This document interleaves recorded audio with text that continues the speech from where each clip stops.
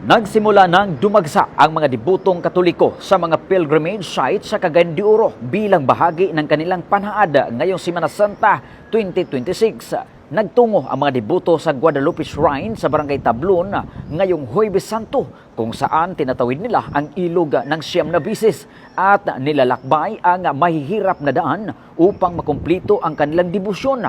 May mga lubid na inilagay bilang gabay para sa ligtas na pagtawid. Bukas ang Guadalupe Shrine mula alas 5 ng umaga hanggang alas 5 ng hapon.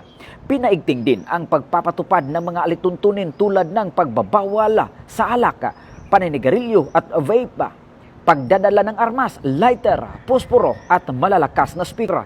Ang mga minor de edad na may edad 15 pababa ay pinapayagan lamang kung may kasamang magulang o nakatatanda habang itinakda ang mga entry point sa Agusan, Tablon at Balubal at ang exit road ay sa Balubal tuwing hapon. Nakaantabay ang mga responder mula sa pulisya, BFP, CDRRMO at DOH para sa anumang emerhensya. Kasabay nito, naka-full alert ang Cagayan de Oro City Police Office at nag-deploy na ng karagdagang puwersa mula sa regional headquarter, mga simbahan at matataong lugar upang matiyak ang kapayapaan at kaayusan.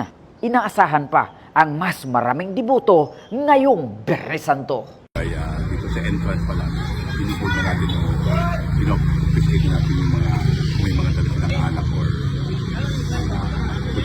so, natin safety and security ng mga pilgrimage natin na pumapasyal o pumupunta sa area.